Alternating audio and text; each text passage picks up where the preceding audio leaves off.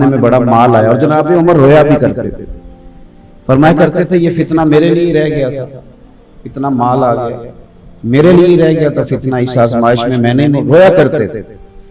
لیکن جب مال آ گیا تو جناب عمر فاروق نے فرمایا کہ بھئی جب کوئی بچے کی ماں اسے جب تک دودھ پلاتی ہے تو بچے کی خوراک کا کوئی خرچ نہیں ہوتا، تو جب اماں دودھ چھڑوا دے گی یا بچے کو خرچ کی ضرورت ہے تو اب ہم اس طرح کریں گے کہ بچے کا خرچہ لگا دیں گے، اور جب تک اس کی تعلیم جاری ہوگی ہم اسے خرچ دیں گے۔ یہ مجلس شورا نے فیصلہ کر دیا، پارلیمنٹ نے فیصلہ کر دیا، حضرت عمر نے نافذ کر دیا۔ جناب فاروق اعظم رضی اللہ تعالیٰ عنہ ایک گلی سے گزرے تو ایک بچہ رو رہا تھا، کچھ گھنٹوں کے بعد دوبارہ گزرے تو بچہ ابھی بھی رو رہا تھا۔ دروازے پہ دستک دی، گھر میں صرف عورتیں تھیں، کوئی باہر تو نہ آیا، تو انہوں نے دروازے سے پوچھا کہ کون ہے؟ تو کہا میں عمر ہوں۔ بچہ کیوں رو رہا ہے؟ نہ میں مسافر ہوں، گزر رہا تھا، تو یہ بچہ کیوں روتا ہے؟ تو خاتون کہنے لگی ہم غریب لوگ ہیں تو ہمارا دل ہے بچے کا وظیفہ لگ جائے، تو بچہ جب تک دودھ پیتا رہتا ہے عمر وظیفہ نہیں لگاتے، تو بچہ تو ابھی ہمارا 1.5 سال کا ہے، پر اس کی اماں دودھ چھڑوا رہی ہے، آج پہلا دن ہے تو وہ دودھ کے لیے رو رہا ہے، تو ہم اس لیے دودھ چھڑوا رہے ہیں، چلو وظیفہ لگ جائے۔ سیدنا فاروق اعظم مسجد میں پہنچے اور شیر خدا مولا کائنات علی المرتضی آپ فرماتے ہیں عمر کبھی اس ستون کے ساتھ لگ کے سنیں جی میری بات، اللہ آپ کو جزا دے، میں تو پہلے ہی بڑا بزدل آدمی ہوں، آپ نے پھر بولنا شروع کر دیا، تو توجہ کرے میری بات۔ ہوتے ہیں نا جی بہادر خطیب، جو مرضی بھی ہوتا رہے وہ لگے رہتے ہیں اپنے کام، تو بزدل بندہ کوئی بندہ ذرا بولے تو توجہ ادھر چلی جاتی ہے کہ اس کو کیا ہو گیا۔ میری بات پہ غور کر۔ حضرت علی المرتضی فرماتے ہیں کہ عمر کبھی اس ستون سے لگ کے روئیں، کبھی اس ستون سے لگ کے روئیں، تو میں نے قریب جا کے پوچھا کہ کیا ہوا؟ تو فرمانے لگے علی میں کہیں ظالم تو نہیں ہو گیا کہ میری وجہ سے مائیں اپنے بچوں کا دودھ جلدی چھڑوانے لگ گئی، کہ دودھ بچہ چھوڑے گا تو عمر وظیفہ لگائے گا۔ تو حضرت علی المرتضی شیر خدا کہتے ہیں 2 منٹ ہم دونوں نے غور کیا، تو میں نے کہا عمر آج تو میٹنگ رہنے دے، آج تو اختیار ہی استعمال کر۔ تو فاروق اعظم منبر پہ کھڑے ہوئے، فرمایا کوئی ماں اپنے بچے کا دودھ نہ چھڑوائے، عمر کا اعلان ہے کہ بچہ پیدا ہوتے ہی وظیفہ شروع کر دیا جائے گا۔ تو اس شخص نے معاشرت دی۔ اب آپ یقین کریں کہ ہمارے ہاں جو کوئی گھسا پٹا آدمی وزیر رہ جائے نا 4 دن، تو نئی آنے والی حکومت اس کو باہر سے بلا کے اس کی خدمات حاصل کر لیتی ہے کہ تو ہی ہمارا وزیر خزانہ بنے گا تو ہم بچیں گے، اس لیے کہ تیرا تجربہ اچھا ہے۔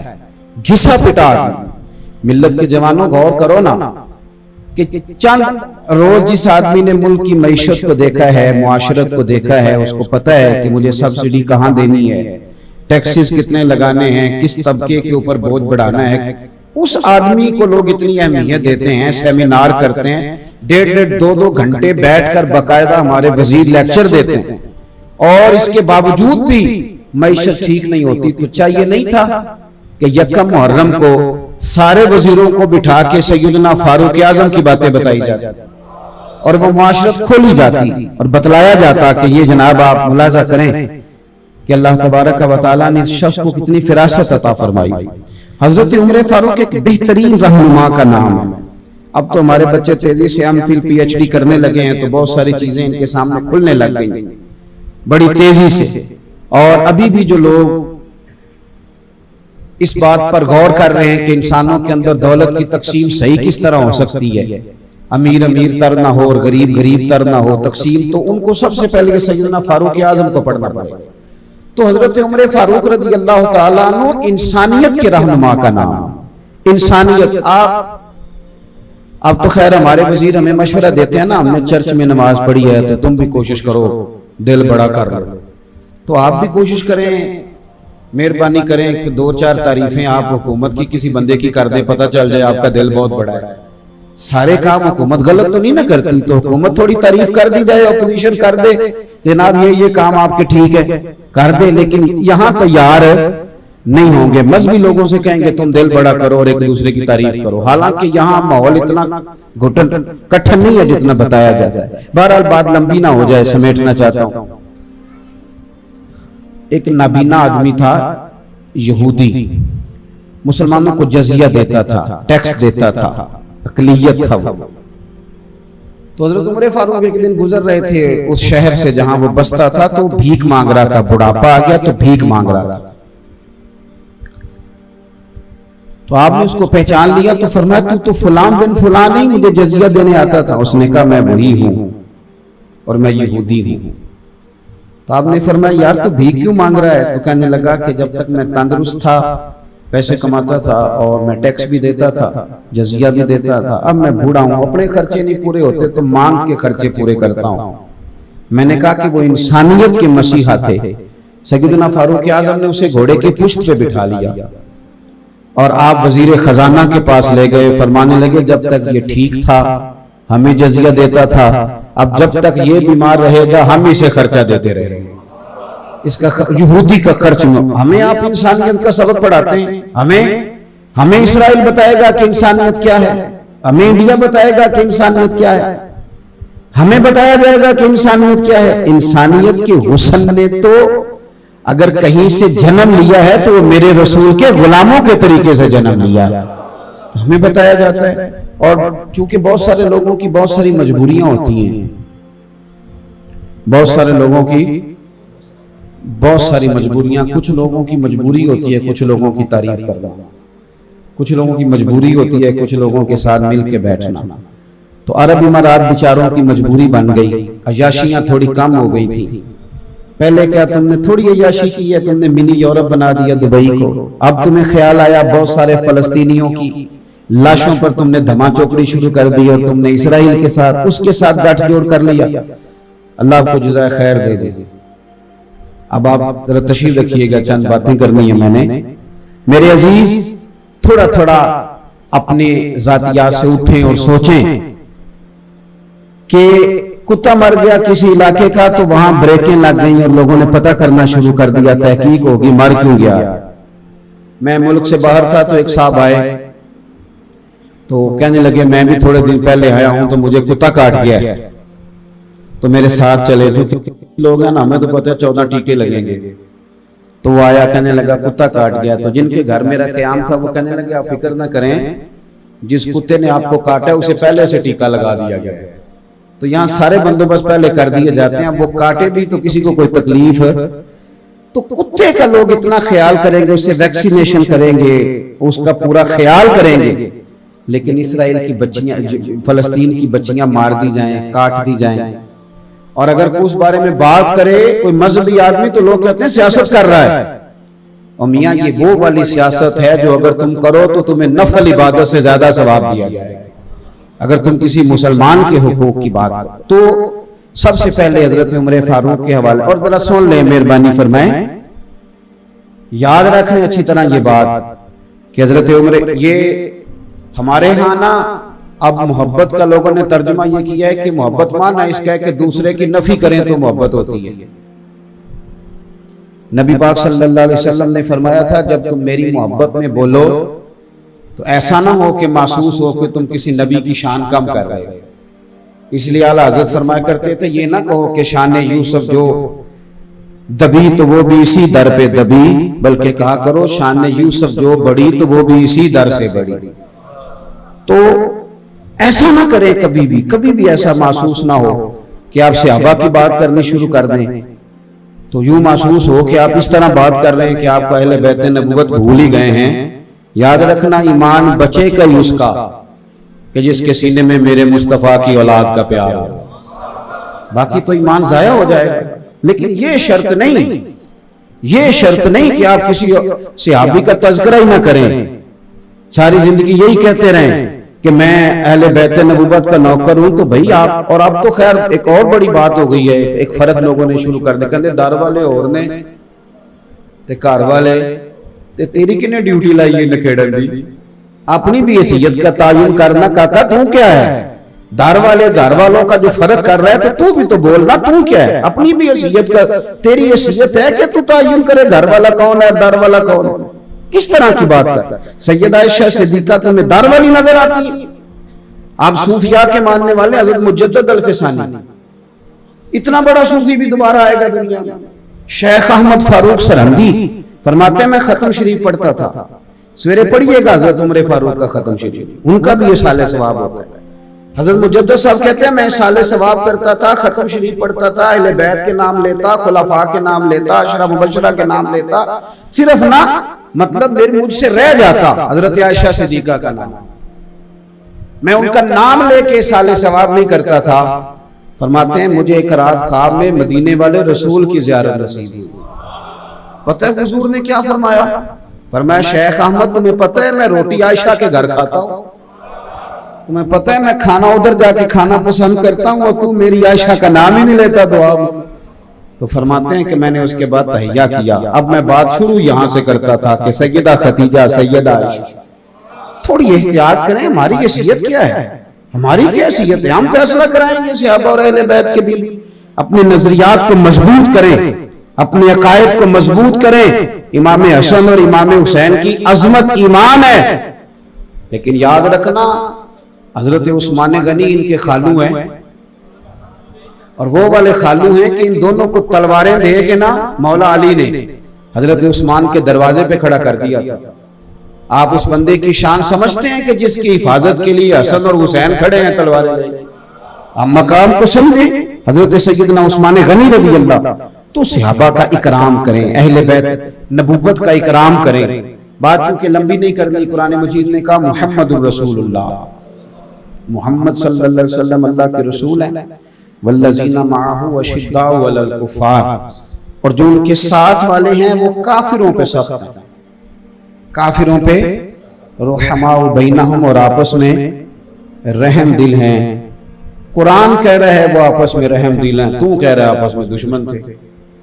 قرآن مجید فرماتا ہے کہ صحابہ اور اہل بیت حضور کے سارے صحابہ, الذین معہ کے لفظ ہے نا, سارے ساتھ والے آپس میں رحم دل ہیں. تو میاں تجھے کہاں سے اختلاف نظر آ گیا؟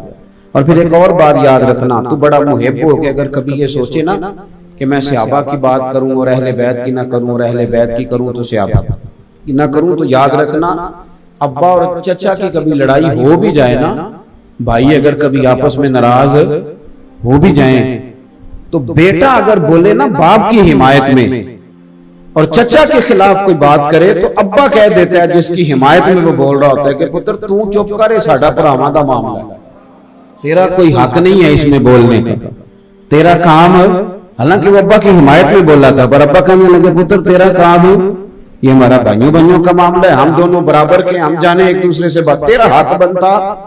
تو بھئی اگر ان کی کوئی مشاجرات ہوئے بھی تو میرا اور آپ کا حق بنتا. اب بات کو سنیں اور اچھی طرح دل میں جگہ دیں. قُلْ لَا أَسْأَلُكُمْ عَلَيْهِ أَجْرًا إِلَّا الْمَوَدَّةَ فِي الْقُرْبَى. قرآن نے نص بیان کر دی, محبوب اپنے غلاموں سے کہہ دو کہ میں تبلیغ رسالت پر تم سے کوئی اجر نہیں مانگتا, إِلَّا الْمَوَدَّةَ فِي الْقُرْبَى. اگر کچھ کرنا ہے تو میرے قریبیوں سے پیار کرتے رہنا. میں آپ کو ایک بات عرض کروں, پیار جو ہوتا ہے نا وہ اپنا روپ خود اختیار کرتا ہے, وہ اپنا روپ خود اختیار کرتا ہے.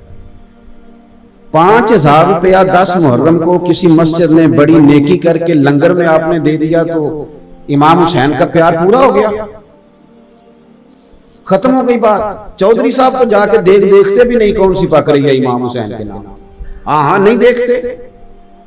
آپ دوستوں کے لیے جب دعوت پکاتے ہیں تو آپ ہوٹل تلاش کرتے ہیں, مرضی کا آرڈر دیتے ہیں, اور امام حسین کے نام کی نیاز آپ نے پکائی ہے, تو آپ کا تو لنگر کے معاملے میں وہ رویہ نہیں ہے جو ہونا چاہیے تھا. میں دور تو جاتے نہیں, میں تو ابھی لنگر پہ ہوں. یہ محفل میں جا کے نا تو اس نے 2,000 روپیہ پھینک دیا قاری صاحب پہ, تو جو کہتا ہے میرا عشق پورا ہو گیا امام حسین کے ساتھ, چھٹی ہو گئی بات. او خدا کے بندے, امام علی مقام کے ساتھ تیرا پیار. امام, میری اماں بالکل پڑھی لکھی نہیں تھی, بالکل پڑھی لکھی نہیں تھی, کھیر پکتی تھی 10 محرم کو.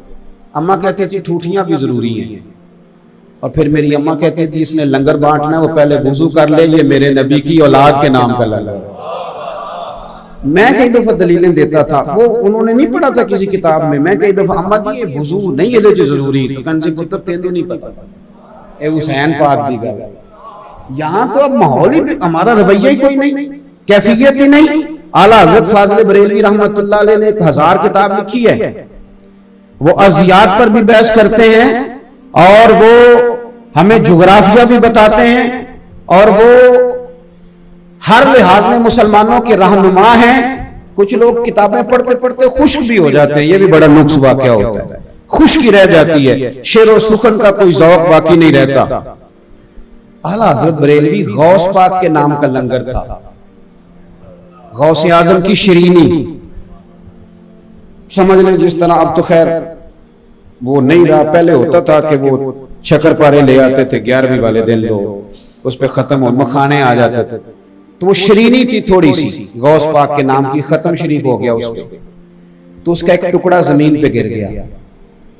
میری بات پہ غور کرنا, میں آپ کو ملنگ کی بات نہیں بتا رہا, اس بندے کی بات بتا رہا ہوں کہ جو ہر وقت دلائل کی دنیا میں رہتے ہیں, جو براہین کی دنیا میں رہتے ہیں, جو قلم کے پیچ و تاب سے پورے آگاہ ہیں, جنہیں بات کرنے کا ڈھب اور سلیقہ مکمل دلائل کے ساتھ آتا ہے, لیکن تھوڑی سی شرینی غوث پاک کے نام کی زمین پہ گر گئی.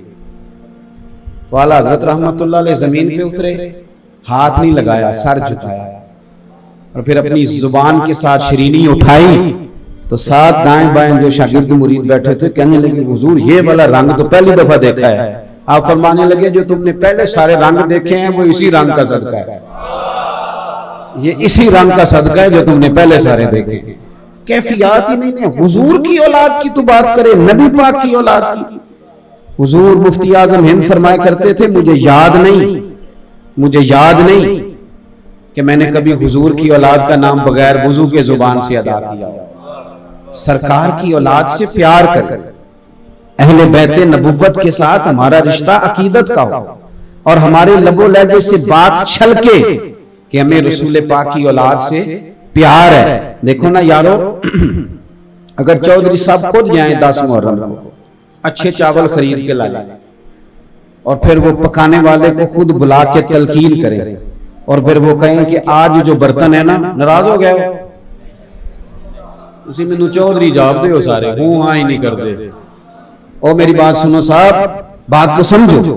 بیٹی کی شادی ہو تو بندہ پورے جوبن پہ آ جاتا ہے, وہ کہتا ہے کہ خاص شے ہونی چاہیے, کوئی خاص پیار ہے نا بیٹی سے, تو پیار بتلاتا ہے کہ ابا خود گیا ساری چیزیں خریدنے, وہ خود گیا ہر سارے کام کرنے. چلے میں آپ کو اپنی بات بتاتا ہوں, ابھی کی تازی, میں کبھی گھر کوئی چیز نہیں لے کے گیا تھا, کبھی بھی بہن بھائی بیوی ان کی طاقت نہیں کبھی مجھے کہہ دے کہ آندھی باری فلانی شے لے آیا. جب سے بچے ہوئے ہیں نا وہ جو مرضی آرڈر لگا دیتے ہیں, جو مرضی. ایک دو دفعہ میں نے ان کی اماں سے کہا انہیں منع کرو, کہنے تسی آپ ہی کر لو. بات کو سمجھے, کئی دفعہ اترتا ہوں گاڑی سے, ان کی مرضی کی چیز لیتا ہوں, گھر تو داخل ہونا ہے کہ نہیں, بگڑ جاتے ہیں نہ لے کے آئے, بگڑ جاتے. میں ملتان شریف تھا پرسوں ترسوں, تو سب سے چھوٹے والے نے مجھے کہا کہ کار تاں بڑے آجے جو میری گڈی لے کے ہونی ہے. وہ کار دیکھ لی کسی کی, تو میں آدھی رات کو ڈھونڈتا پھرتا تھا کہ اس کی گاڑی مل جائے تاکہ میں, تو یہ پیار ہے نا. پیار آپ کو بہت سارے کام کراتا ہے جو آپ پہلے او یار امام حسین سے پیار ہو جائے, اور پھر کسی پتر کا نام بندہ غلام حسین نہ رکھے, پھر کبھی اس کو شوق نہ پیدا ہو کہ میں خود جاؤں جا کے بازار سے چاول خریدوں. آج میں نے جو ہے وہ جو ٹینٹ کے برتن ہیں ان میں لنگر نہیں دینا, آج میں نے بیوی سے کہنا جہیز والے نکال, اس لیے کہ امام حسین کی نیاز بانٹنی. تیرا پتہ تو چلے نا تجھے امام حسین سے پیار, لیکن تو کھل کے تقریر کرے اور کھل کے وہاں میں سٹ کے آیا پورا 1000 روپیہ امام حسین نہ پیار جو سی, او بھائی انتے 1000 روپیہ بال برگراں دے لا چھڑ دے, وہ موگ گئی, ختم ہو گئی بات. تو آپ کا پیار چھلکے, آپ کی طبیعت ہو. میں کہتا ہوں کیوں اعلان کرنا پڑے امام صاحب کو ہر سال کے لیے امام حسین کی نیاز دلانی ہے, کیوں ان کو اعلان کرنا پڑے ہر سال, کیوں کہنا پڑے؟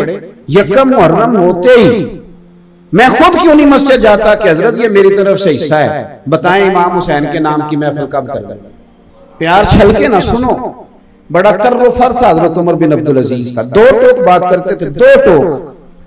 جس دن پہلے دن خلیفہ بنے اپنی بیوی سے کہنے لگے, وہ ایک بادشاہ کی بہن تھی حضرت عمر بن عبدالعزیز کی بیوی, اور ایک بادشاہ کی بیٹی تھی, اور تیسرے بادشاہ کی وہ بیوی بن گئی.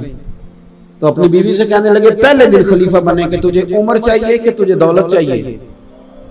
کہنے لگی نہیں مجھے عمر ہی چاہیے. تو فرمانے لگے لا پھر سارا زیور میں نے مال غنیمت میں جمع کر دیا. پھر کہنے لگے تجھے گھر چاہیے کہ تجھے عمر چاہیے؟ کہنے لگے جی نہیں مجھے عمر ہی چاہیے۔ فرمانے لگے یہ مکان بڑا عالی شان ہے، یہ مال غنیمت میں دینا، تو میرے ساتھ جھونپڑے میں رہ سکتی ہے تو آ جا۔ اس نے کہا ٹھیک۔ دو ٹوک بات، دو ٹوک۔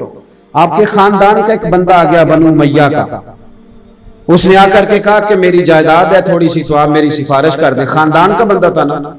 آپ نے وزیر کو بلایا، اور جو باہر حارس کھڑے تھے جن کو آج کل ہم باڈی گارڈ کہتے ہیں، یہ بھی شوق ہے۔ اب تو پیروں مولویوں کو بھی لگ گیا ہے کہ دو چار گن مین ہوں تو پتہ چلتا ہے بندہ کو تگڑا آیا ہے، یہ تو اب مذہبی لوگوں میں بھی آ گیا۔ تو وہ جو باہر حارسین کھڑے تھے، پہرے دار کھڑے تھے، حضرت عمر بن عبدالعزیز نے ان کو بلایا، فرمایا یہ میرے چاچا کا بیٹا اندر کیسے آیا؟ انہوں نے کہا حضور آپ کے چچا کا بیٹا ہے، فرمایا ساری دنیا اندر آ جائے، میرے خاندان والے کو سفارش لے کے ہیں تو انہیں اندر نہ آنے دینا، اس لیے کہ یہ خاندان کی حکومت نہیں، یہ رسول اللہ کے نام کی حکومت ہے۔ خبردار کوئی بندہ قریب نہ پھٹکے۔ اتنا تگڑا بندہ، اتنے بڑے اصول قاعدے، بچوں کو کہہ دیا کہ اگر تم میرے ساتھ گزارا کر سکتے ہو روکی سوکی پہ تو کرو، نہیں تو یہ دروازہ کھلا نکل جاؤ۔ ساری دلیریاں، چودراہٹیں، کہانیاں اپنی جگہ، لیکن حضرت عبداللہ بن حسن، یہ امام حسین کی اولاد میں سے، امام حسن کی اولاد میں سے، یہ 16 سال کا نوجوان، کالی سیاہ زلفیں، داڑھی ابھی پورے چہرے پہ پھیلی نہیں، جب اندر قدم رکھا تو حضرت عمر بن عبدالعزیز کسی کو جرت نہیں اندر آ سکے، لیکن اس بندے نے قدم رکھا تو حضرت عمر بن عبدالعزیز فوراً کانپنے لگے، اٹھے۔ چودراہٹیں پرا پرا ہوتی ہیں، صاحب یہ رسول اللہ کا گھرانہ ہے، تو بڑا ہے تو کہیں اور ہوگا، یہ نبی پاک کا گھرانہ ہے۔ اٹھے، اپنی تخت پہ شہزادے کو بٹھایا، کہنے لگے حضور آپ حضور کی اولاد ہیں، آپ نے کیوں تکلیف کی آنے کی؟ تو کہنے لگے حضور آپ بڑے اصول پسند ہیں، میرا بالکل جائز کام تھا، میں اس کے لیے حاضر ہوا ہوں۔ تو کہنے لگے شاہ جی آپ نے آج کے بعد یا مجھے کسی کے ہاتھ پیغام دے دینا ہے یا کوئی رکا لکھ دینا ہے، حکم کریں گے تو عمر بن عبدالعزیز چل کے آپ کے پاس آئے گا۔ چودراہٹیں دور دور ہیں، اصول دور دور ہیں، قاعدے دور دور ہیں، وہ جو نافذ کرنے والی چیزیں ہیں وہ دور دور ہیں، پر یہ خاندان رسول ہے، یہ خاندان ہے۔ لیکن حضرت عمر سے تگڑا بندہ کون ہو؟ حضرت فاروق اعظم سے بڑا بندہ بھی کوئی ہو؟ محبت چھلکتی، حضرت عمر فاروق بچت کرتے تھے، ہمیشہ بچت کی انہوں نے۔ ان کی بیوی ایک جگہ سے، عرب کے اندر خوشبو بڑی مہنگی ہے، آج بھی بڑی مہنگی ہے، مسجد نبوی شریف میں سونے والی دکان کے ساتھ خوشبو والی دکان، جتنا کرایہ وہ دیتا ہے اتنا کرایہ یہ خوشبو والا دیتا ہے، بڑا مہنگا کام ہے خوشبو۔ تو خوشبو آئی، گھر میں آ گئی، تو حضرت عمر فاروق اپنی اہلیہ سے کہنے لگے کہ وہ خوشبو دے دے، میں نے ایک صحابی کی بیوی کی ڈیوٹی لگائی ہے کہ وہ تول تول کے صحابہ میں بانٹ دے۔ تو حضرت عمر کی عورتوں کا آپ کو پتہ ہوتا ہے نا، وہ کہنے میں نے نہیں جاج منڈن دی، تو وہ کہنے لگی صحابی کی بیوی نے جو بانٹنی ہے تو میں نہیں بانٹ سکتی؟ آپ نے فرمایا مجھے تیری دیانت میں کوئی شک نہیں، پر تو مجھے دے دے، ایک صحابی کی بیوی کی ڈیوٹی لگائی ہے، بانٹ دے گی۔ تو خاتون کہنے لگی میں کیوں نہیں بانٹ سکتی؟ تو جناب عمر فرمانے لگے تیرے بانٹنے پر مجھے اعتراض نہیں، لیکن جب تو بانٹے گی تو خوشبو تیرے دوپٹے کو بھی لگے گی، تو میں نہیں چاہتا کہ بٹتے ہوئے جو تیرے دوپٹے کو لگ جائے قیامت کے دن مجھے اس کا بھی حساب دینا پڑے۔ اتنا محتاط بندہ ہو، اتنی بچت کرنے والا، اتنا باریک سوچنے والا، اور کیفیت کیا ہے کہ دو حلے آئے، میں بات سمیٹ رہا ہوں، دو حلے آئے، جبے بہت سارے اکٹھے ہو کے آ گئے ملک شام سے بڑے حسین، تو جناب عمر فاروق نے نا بانٹ دیے لوگوں کو۔ سادہ کپڑا پہنا ساری زندگی، صحابہ نے کہا کرتا بدلو تو ناراض ہو گئے، بچت کرتے تھے۔ حلے آئے ملک شام سے تو صحابہ میں بانٹ دیے، سب کو دیے، امام حسن حسین کو نہیں دیے۔ اب ہلکی ہلکی باتیں چل جاتی ہیں نا، پر شیر کی مونچھ کو ہاتھ لگانا بڑا مشکل کام ہوتا ہے۔ دائیں بائیں تو باتیں چلیں، پر جناب عمر کے سامنے بندہ کوئی نہیں آیا، طاقت ہی نہیں کسی کی، جہاں شیطان نہیں آتا وہاں کسی کی طاقت کیا؟ کوئی آیا ہی نہیں، کوئی شخص نہیں آیا، باتیں ہلکی پھلکی ہوتی رہیں۔ ایک مہینہ پورا گزر گیا، جمعے والا دن، سب لوگ بیٹھے ہیں، تو حضرت فاروق اعظم نے کہا کہ کوئی جائے اور میرے مصطفیٰ کے شہزادوں کو دعوت دے کے لائے۔ دونوں شہزادے آئے تو سیدنا فاروق اعظم نے منبر پر 2 جبے رکھے تھے، بہترین ان کے اوپر کام ہوا، بہترین کڑھائی، شاندار تیاری، کمال کا کام ان پر ہوا، کسی مینا گھر نے خوب کام کیا، جناب عمر فاروق نے پکڑ کے پیش کیے۔ حضرت عمر فرمانے لگے جبے پہلے بھی آئے تھے، صحابہ کو ملے تھے، وہ سب کے لیے ٹھیک تھے، پر حسن حسین کے قابل تو نہیں تھے۔ فرمایا میں نے نا اسی دن آرڈر دیا تھا، میں نے کبھی آرڈر پہ کوئی چیز نہیں بنوائی، اور میں نے اس بندے سے کہا تھا کہ یہ نا شہزادہ رسول کے لیے ہیں، ٹائم چاہے زیادہ لگا لینا پر ذرا سونے کر کے بنانا، یہ حضور کی اولاد کو ذرا پیار، تیری نسل پاک میں ہے بچہ بچہ نور، تو ہے عین نور تیرا سب، تو حضور کی اولاد سے پیار کرے، نبی پاک صلی اللہ علیہ وسلم کی اولاد سے پیار کرے۔ ہمارے استاد فرمایا کرتے تھے کہ کسی سید کا بچہ تمہارے پاس پڑے نا تو بڑی مجبوری بن جائے نا کبھی اس کو کوئی تھپکی دینے کی، تھپکی مارنے کی نہیں، تھپکی، تو فرمانے لگے سوچ لینا کہ سید کے کپڑوں کو مٹی لگ رہی ہے اور میں مٹی جا رہا ہوں، اس سے زیادہ تمہارا کوئی ذہن ادب پیار وارفتگی، کوئی جگہ تو ایسی ہو جہاں بندے کو جھکنا آتا ہو، جھکنا آتا ہو۔ اور میرے اعلیٰ حضرت سے کسی نے پوچھا سید اگر گناہگار ہو، کچھ نیک لوگوں کو بخار بھی چڑھ جاتا ہے نا نیکی کا، تو اس طرح کے سوال بھی پوچھنے لگ جاتے ہیں کہ سید اگر گناہگار ہو، تو وہ اعلیٰ حضرت تھے فاضل بریلوی فرمانے لگے یہ بتاؤ کہ قرآن پاک کا صفحہ اگر کیچڑ میں گر جائے تو پھر کیا کرنا ہے؟ کو نہیں سمجھ آئی؟ صفحہ ہے قرآن پاک کا، گر گیا کیچڑ میں، اب آپ کیا کریں گے؟ پیر رکھ کے گزر جائیں گے؟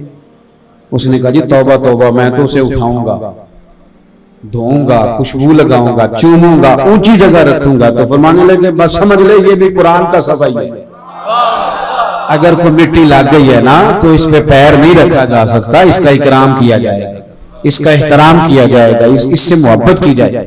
تو ہماری آنے والی نسل، یہ کچھ لوگ ہیں جو خانقاہوں سے منسلک ہیں یا کچھ کسی اللہ والے کے پاس اٹھتے بیٹھتے ہیں، باقی ہمارے ہاں یہ مزاج ختم ہوتا جا رہا ہے کہ آل رسول کا، سادات کا، مشائخ کا ہم نے احترام کرنا، یہ آہستہ آہستہ چیزیں ختم ہوتی جا رہی ہیں، ان کو دوبارہ لائیں، اپنے شیڈول میں شامل کریں، اپنے بچوں کو یہ چیزیں بتلائیں، اور یہ جو آداب ہوتے ہیں یہ لوگوں کو حدود میں بند کرتے ہیں، جو بندہ ادب نہیں کرتا وہ بے حد ہو جاتا ہے، اور جو لوگ حدود سے باہر نکل جاتے ہیں، جو سید کا ادب نہیں کرے گا ابا کا کیسے کرے گا، اماں کا کیسے کرے گا؟ جن لوگوں کو ہم آداب سکھائیں گے وہ پھر انشاءاللہ سب کا ادب کریں گے، ان کا پھر مزاج بن جائے گا ادب کرنے کا، تو زندگی میں ادب والے بنے۔ کل انشاءاللہ تعالی سیدنا عمر فاروق کا دن ہے، تو اگر آپ کل شام والے لنگر پہ ختم شریف پڑھیں اور بچوں کو کہیں آئے پتر دعا کریں حضرت عمر فاروق کے درجات کی بلندی کے لیے، اور حضور نے فرمایا ہے کہ جب میرا عمر دنیا سے جائے گا تو میرا اسلام روئے گا۔ یہ دیکھیں اس بندے کا کمال جسے نبی پاک نے اللہ سے مانگ کے لیا، تو حضرت عمر کا دن منائیں۔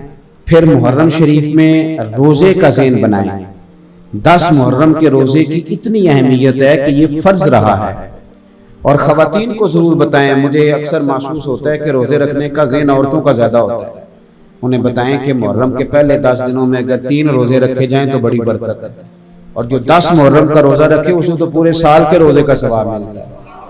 تو یہ تھوڑا سا ذوق پیدا کریں، اور اگر ہو سکے ممکن ہو تو بچوں کو بتائیں کہ یہ صبح ہمارا اسلامی سال شروع ہوا ہے، ہماری تو عبادات اسلامی طریقے سے ہیں، ذی الحج میں ہی حج ہوگا، رمضان میں ہی روزے رکھے جائیں گے، شعبان میں شب برات ہوگی، تو آپ کو اسلامی سال یاد ہوگا، پھر بہت ساری آسانیاں ہوں گی۔ جو لوگ محفلیں سجاتے ہیں مظاہر ہے بڑی کوشش کرتے ہیں، تو اللہ تبارک و تعالیٰ ان حضرات کی کوششوں کو اپنی بارگاہ میں مقبول فرمائے۔ میرے جیسے لوگوں کی یہ مجبوری ہوتی ہے کہ بہت سارے کام ذمے ہوتے ہیں، آداب مجلس تو یہی ہوتا ہے کہ بندہ آخر تک بیٹھے، لیکن جس کو روز محفلوں میں بیٹھنا ہو پھر وہ تھوڑا تھوڑا ہی بیٹھ سکتا ہے۔